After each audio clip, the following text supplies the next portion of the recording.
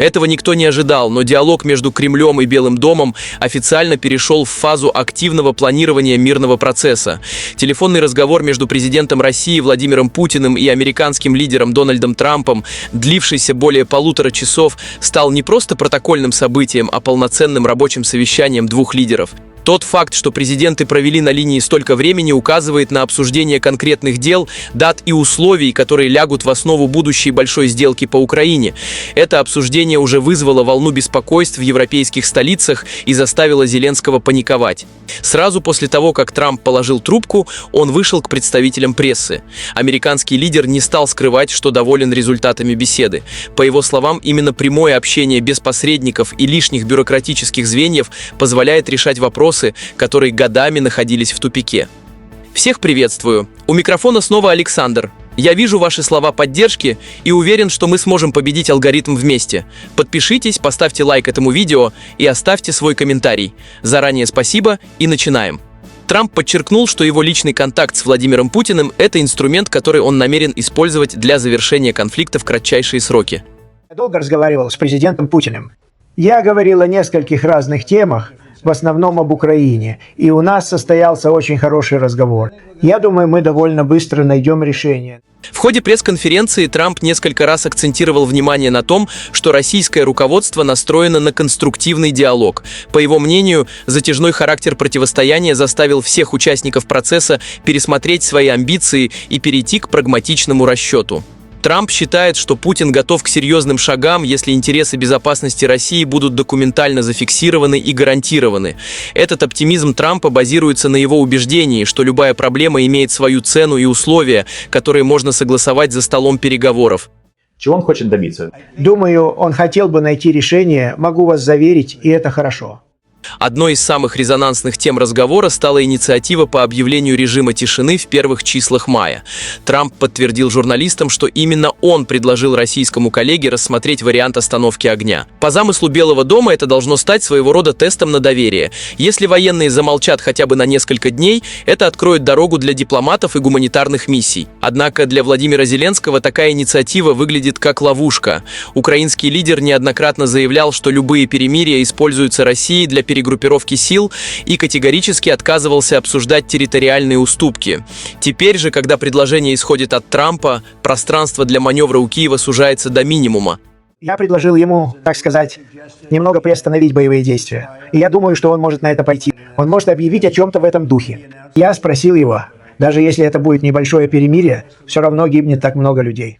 Российская сторона отреагировала на это предложение, предложив конкретные сроки. В Москве подтвердили, что Россия готова пойти на гуманитарный жест и объявить о перемирии в День Победы. Этот шаг имеет глубокое символическое значение и уже применялся в прошлом году. Для Трампа такая привязка к дате стала удобным аргументом в пользу того, что мирный процесс можно начать с понятных и логичных действий, которые поддержат простые люди по обе стороны конфликта.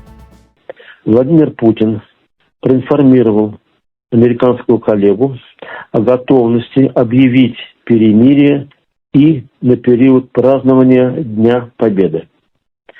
Трамп активно поддержал эту инициативу, отметив, что праздник знаменует нашу общую победу над нацизмом во Второй мировой войне. Тем не менее, Владимир Путин в ходе 1,5-часового марафона четко обозначил, что гуманитарные паузы не означают отказа от политических целей. Президент России подтвердил, что задачи специальной военной операции остаются в силе, но Москва всегда отдавала предпочтение дипломатии. Основной посыл Кремля остается прежним. Диалог возможен только на базе учета сложившихся реалий и тех предложений, которые уже были изложены ранее. Это ставит Зеленского в тупик, он должен согласиться на условия, которые он долгое время называл неприемлемыми. Наш президент вновь подтвердил, что цели специальной военной операции в любом случае будут достигнуты. Конечно, мы предпочли бы, чтобы это стало результатом переговорного процесса, для чего Зеленский должен положительно отреагировать на известные предложения, которые излагались неоднократно, в том числе и американской стороной. Дональд Трамп, объясняя свой напор и спешку в переговорах, открыто говорит о критическом состоянии украинской стороны. В общении с журналистами он привел данные, которые Зеленский скрывает. По оценке американского президента, ресурсы Украины истощены до предела. Разрушенная энергетическая инфраструктура, серьезные потери как в людях, так и в авиации делают продолжение конфликта в прежнем темпе невозможным. Трамп уверен, что экономический коллапс и большие потери заставят украинское руководство быть более гибким, хочет оно того или нет.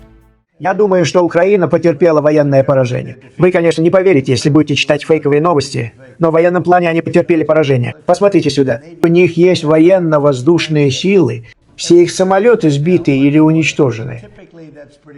У них есть ракеты, но 82% из них уже нет. Есть беспилотники, но большинство из них тоже уничтожены. Большинство заводов тоже разрушено. К тому же их экономика рушится. Как вы знаете, их деньги, которые они называют деньгами, хотя у них нет для них названия, ничего не стоят. У них невиданная ранее инфляция. Если вы читаете New York Times, то можете подумать, что у них все прекрасно, потому что это фейковые новости. Или если вы смотрите CNN, то, конечно, вы постоянно об этом говорите. Вы считаете, что у них все хорошо. Как вы думаете, хорошо ли у них идут дела там, где нет ни военно-морского флота, ни военно-воздушных сил, ни средств противовоздушной обороны? Помимо обсуждения фронтовых сводок и условий мира, лидеры затронули и личные темы, что подчеркивает особый характер их взаимодействия. Владимир Путин счел необходимым выразить Трампу слова поддержки после недавнего покушения на его жизнь в Соединенных Штатах. Преступление вызвало резкое осуждение со стороны Кремля. Такой жест поддержки в момент острой политической борьбы внутри Штатов демонстрирует, что Путин видит в Трампе партнера, с которым можно вести дела, несмотря на всю сложность глобальной обстановки. Владимир Путин первым делом высказал слова поддержки президенту США в связи с попыткой покушения на него 25 апреля в гостинице «Вашингтон Хилтон». Российский лидер решительно осудил это преступление, подчеркнув, в частности, неприемлемость любых форм политически мотивированного насилия. Аналитики подчеркивают, что хотя детали финального мирного плана все еще обсуждаются, сам факт готовности к миру на 9 мая – это мощный сигнал. Для Зеленского это время становится самым тяжелым испытанием. Давление с Запада требует уступок, а внутренняя ситуация и собственные обещания не отдавать территории заставляют его сопротивляться. Однако, как я думаю, решение уже принято, остались только формальности. Относительно недавно об этом говорил и сам Путин. Завершение многолетнего конфликта через большую сделку – это главная цель Трампа, которой он намерен добиться до конца текущего года. Если намеченное на май перемирие состоится и не будет сорвано провокациями, оно может стать той самой точкой, после которой начнется реальный отвод войск и подписание первых юридически обязывающих документов. Вот такие новости, друзья. Спасибо, что поддерживаете мой канал, пишите комментарии и делитесь данным видео. С вами был Александр, скоро увидимся. Всем пока.